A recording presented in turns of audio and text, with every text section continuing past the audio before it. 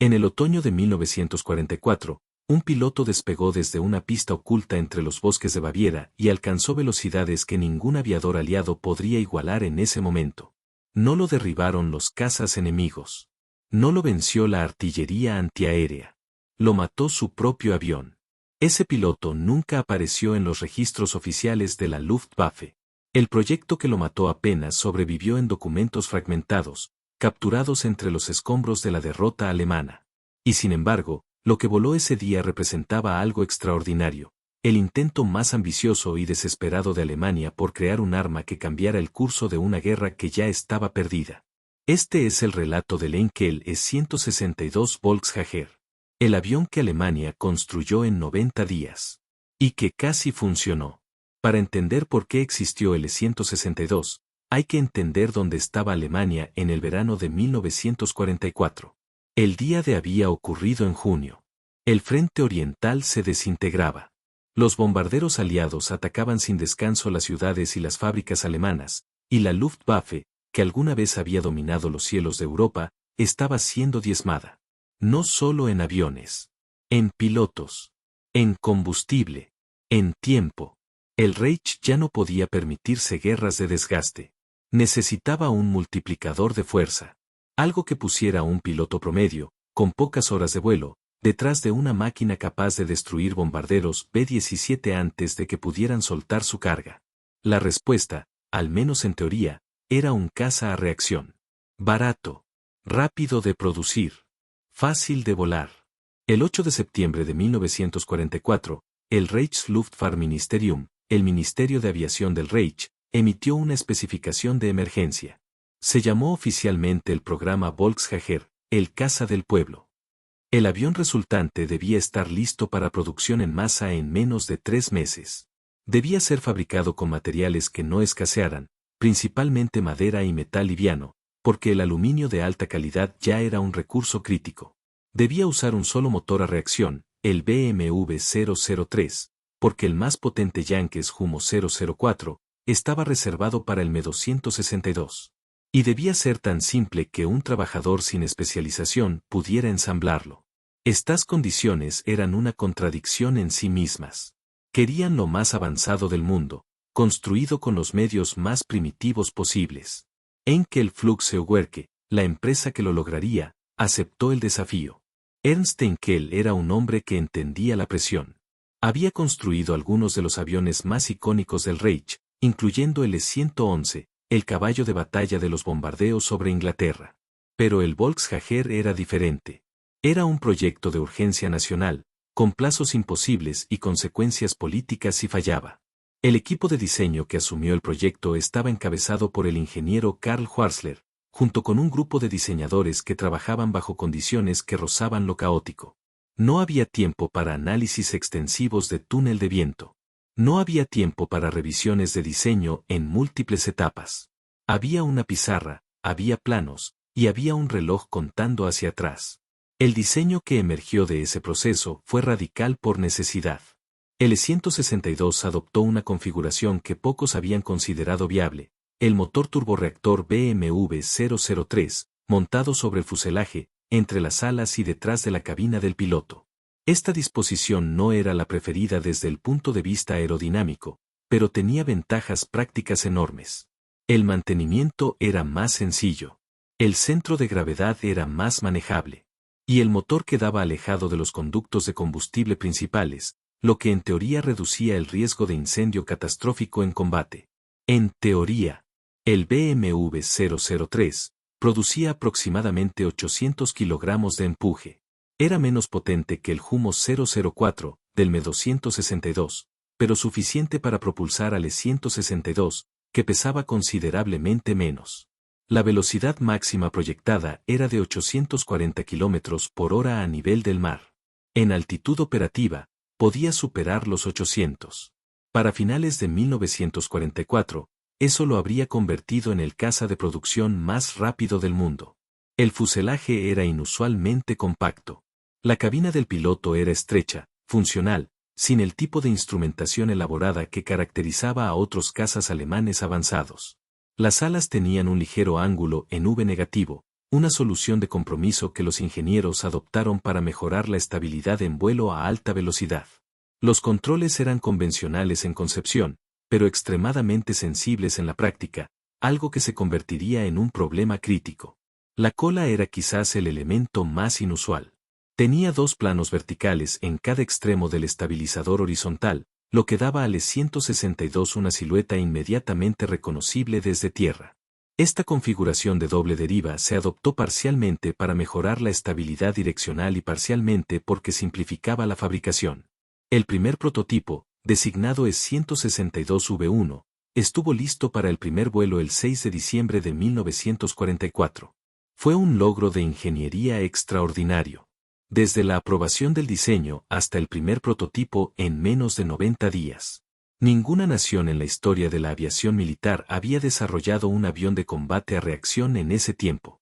El vuelo inaugural tuvo lugar en el aeródromo de Eifel, cerca de Viena.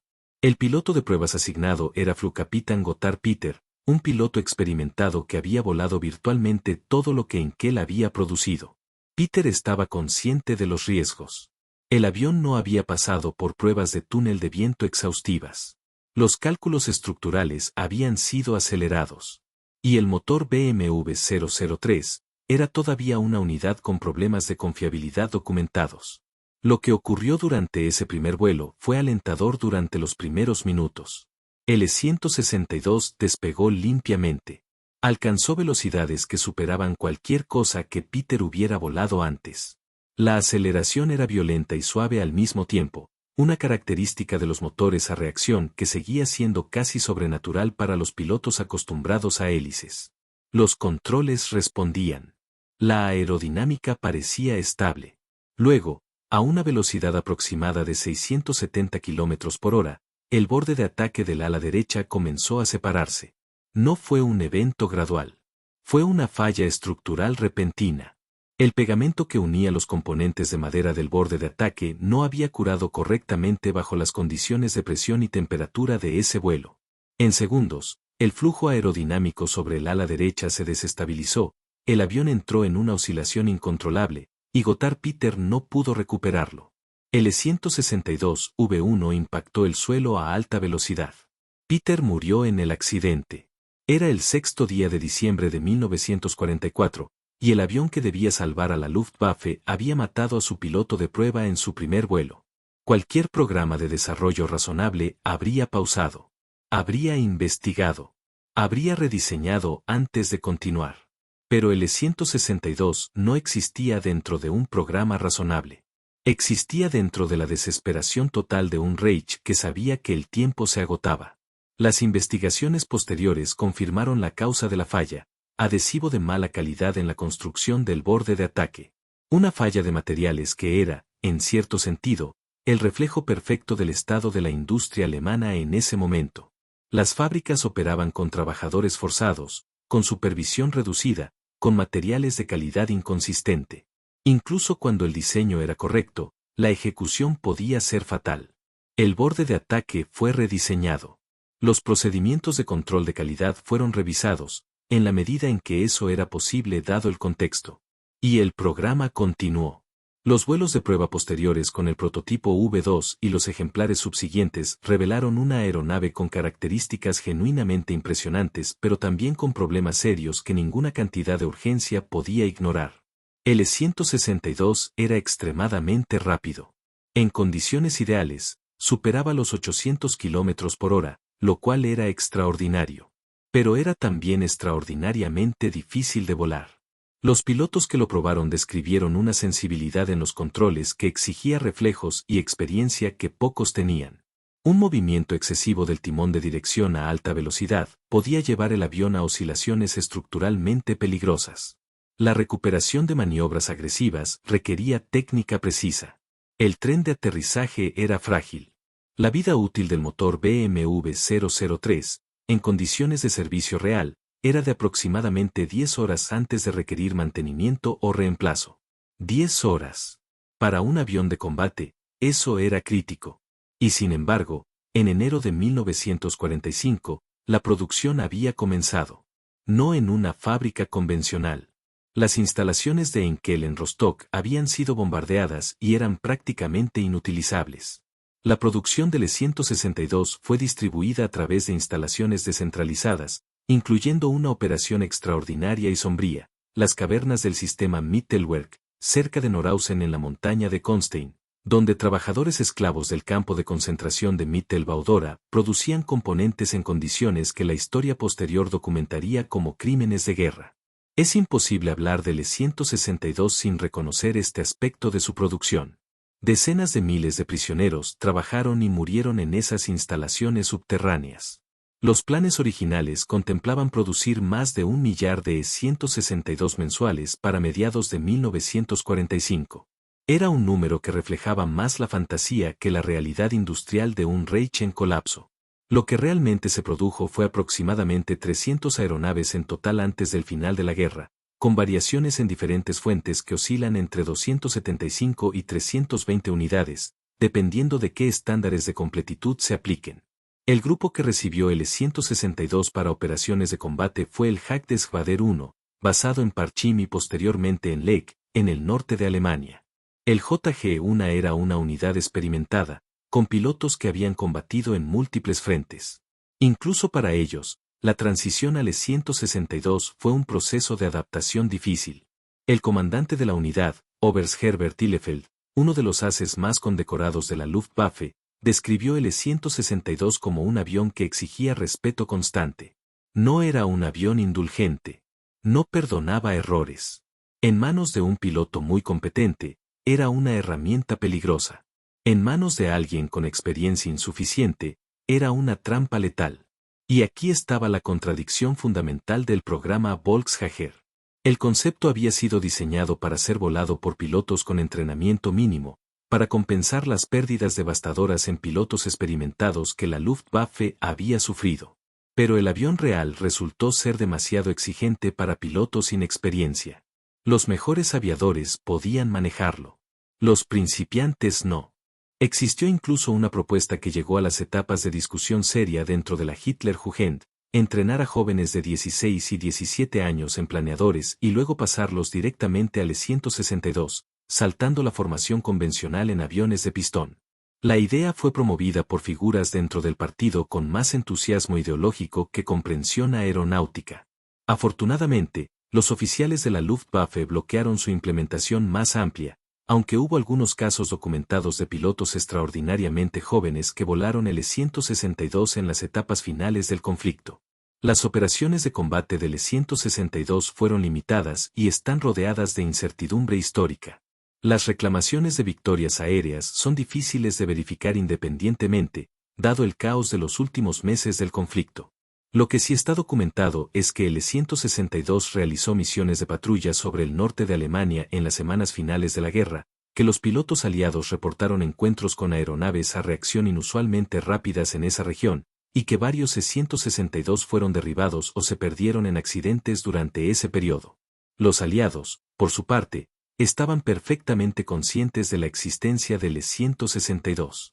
Los servicios de inteligencia habían rastreado el programa desde sus primeras etapas, y los fotógrafos de reconocimiento habían capturado imágenes de la producción en varias instalaciones. La respuesta aliada fue, en parte, aumentar la presión sobre las infraestructuras ferroviarias y de transporte que abastecían las fábricas, y en parte simplemente confiar en que el colapso general del Reich resolvería el problema antes de que el E-162 pudiera desplegarse en números significativos. Esa evaluación resultó correcta. Cuando Alemania se rindió el 8 de mayo de 1945, el JG-1 tenía aproximadamente 100 E-162 en condición de vuelo en el aeródromo de Lech, en Schleswig-Holstein.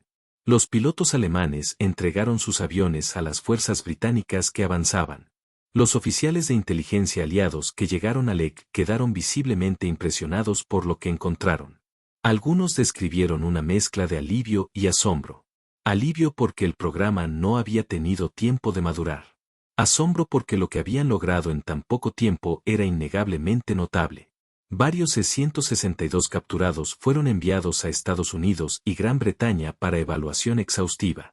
Los pilotos de prueba aliados que los volaron confirmaron las mismas características que los pilotos alemanes habían descrito: velocidad excepcional, manejo exigente, motor con vida útil limitada. Los informes de evaluación británicos en particular notaron que el E-162, en condiciones de desarrollo normal y con un motor más confiable, podría haber representado una amenaza seria para cualquier caza de pistón aliado. Pero no hubo desarrollo normal. Solo hubo 90 días de desesperación y madera pegada con adhesivo defectuoso. El E-162 sobrevivió la guerra en números pequeños. Algunos ejemplares se conservan en museos, uno en el Smithsonian National Air and Space Museum en Washington, otro en el Royal Air Force Museum en Londres, un tercero en el Deutschen Technik Museum de Berlín. Son testigos silenciosos de una ingeniería que fue, simultáneamente, un triunfo de velocidad conceptual y un producto de un sistema que consumía vidas humanas para producirlos. Lo que el E-162 representó estratégicamente fue la última apuesta coherente de la Luftwaffe. No el Me-262, que era más poderoso pero demasiado complejo y costoso para producción masiva rápida. No las propuestas fantásticas de Focke-Wulf o Dornier que nunca pasaron del tablero de dibujo. El E-162 fue el único programa que llegó a producción, a operaciones y a combate real, en el tiempo que quedaba. Y fracasó, no porque el diseño fuera fundamentalmente defectuoso, sino porque llegó demasiado tarde, fue construido con materiales demasiado comprometidos, y fue operado en circunstancias demasiado caóticas para demostrar su potencial real. Hay algo profundamente irónico en el destino del Volksjäger. El caza del pueblo, construido en parte por esclavos, diseñado para ser volado por adolescentes, concebido en la desesperación y terminado en la derrota. Fue simultáneamente un testimonio a la capacidad humana de innovar bajo presión imposible, y una demostración de que la innovación tecnológica no puede compensar el colapso moral y material de un régimen que había apostado todo por la guerra de conquista. Gotthard Peter, el piloto que murió en el primer vuelo del 6 de diciembre de 1944, nunca vio lo que el E-162 llegó a ser. Tampoco los trabajadores anónimos que murieron construyéndolo bajo tierra. Sus historias son parte de la historia del avión, tan reales como las especificaciones técnicas y los datos de rendimiento. La aviación de la Segunda Guerra Mundial está llena de máquinas extraordinarias que llegaron demasiado tarde, funcionaron demasiado mal, o fueron destruidas antes de que pudieran cambiar algo. El E-162 pertenece a esa categoría. Un avión que, en otras circunstancias, podría haber sido revolucionario. En las circunstancias reales de 1944 y 1945, fue simplemente el último intento de una maquinaria de guerra que ya no tenía futuro. Y sin embargo, 70 años después, cuando uno se para frente a un E-162 en un museo y observa esa silueta compacta, ese motor montado sobre el fuselaje, esa cabina estrecha donde un piloto se sentaba a velocidades que eran ciencia ficción apenas 5 años antes, resulta imposible no reconocer lo que fue, un avión extraordinario, nacido en el momento equivocado, del régimen equivocado, para una guerra que ya estaba perdida.